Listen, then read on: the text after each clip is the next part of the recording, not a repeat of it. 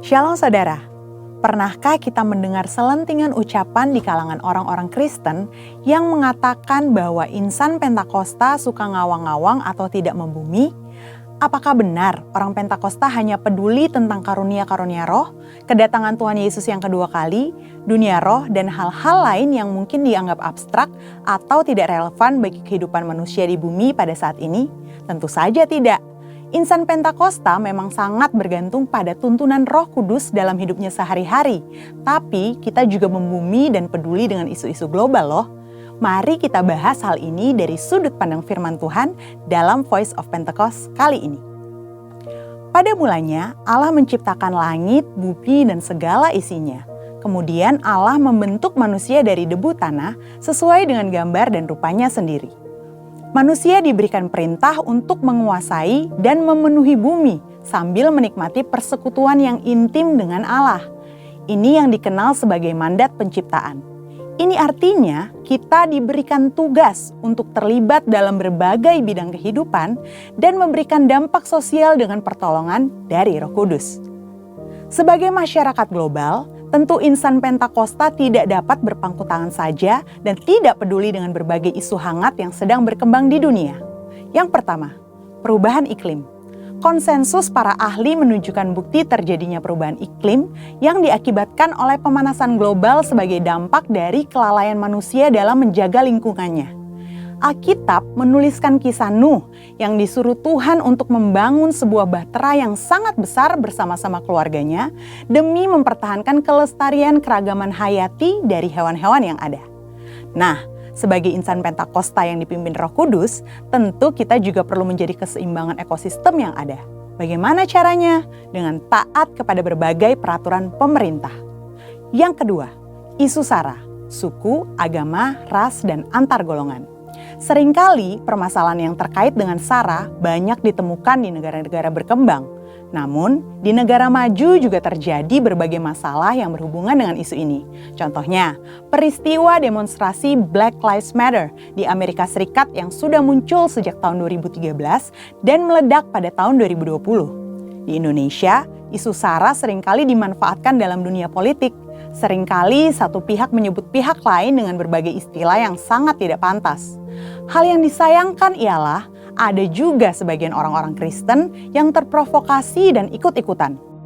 Nah, apa yang dikatakan Alkitab mengenai isu SARA ini? Rasul Paulus menasihati supaya gereja tidak terbagi-bagi antara golongan Paulus, Apolos, atau Kefas. Seperti yang tertulis dalam 1 Korintus 1 ayat 12-13. Selain itu, dalam Yohanes 17 ayat 21-23, Tuhan Yesus sendiri mendoakan para murid saat di Taman Getsemani supaya mereka menjadi satu. Di sini terlihat bahwa Allah berkenan kepada kesatuan dan bukan perpecahan akibat isu SARA. Di era Pentakosta ketiga ini, Roh Kudus yang dicurahkan secara dahsyat justru akan meruntuhkan berbagai benteng SARA. Dalam kitab Kisah Para Rasul, kita dapat melihat bagaimana Roh Kudus dicurahkan pertama-tama kepada orang-orang Yahudi, tetapi kemudian kepada orang-orang bukan Yahudi. Hal ini terjadi sehingga semua orang dari berbagai suku, kaum, dan bahasa bisa mendengar pemberitaan Injil Yesus Kristus dan percaya kepadanya. Salah satu bukti nyata bahwa insan Pentakosta menentang isu SARA adalah adanya Pentecostal World Fellowship atau PWF, di mana gereja-gereja Pentakosta di seluruh dunia dari berbagai suku dan golongan yang berbeda bergabung dalam satu misi untuk menyatukan dan memobilisasi keluarga-keluarga yang dipenuhi oleh Roh Kudus dalam rangka menyelesaikan amanat agung Yesus Kristus. Gereja kita, GBI Jalan Jenderal Gatot Subroto, juga menjadi anggotanya.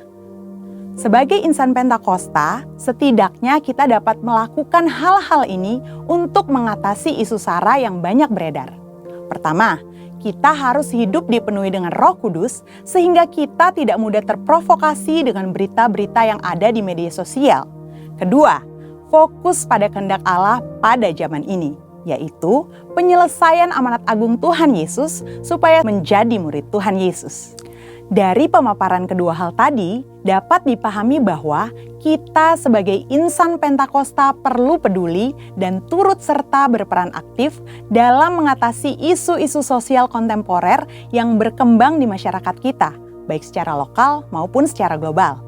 Insan Pentakosta dipanggil Tuhan untuk menjadi garam dan terang yang memberi dampak bagi dunia. Kiranya Roh Kudus memberikan paradigma yang baru dalam memandang dan terlibat dalam penyelesaian isu-isu sosial yang berkembang di masyarakat, dan kuasa untuk kita dapat berkontribusi dalam penyelesaiannya. Untuk penjelasan lebih lengkap dari tim teologi kami, silakan klik link yang ada di atas atau scan QR Code yang tersedia. Tuhan Yesus memberkati.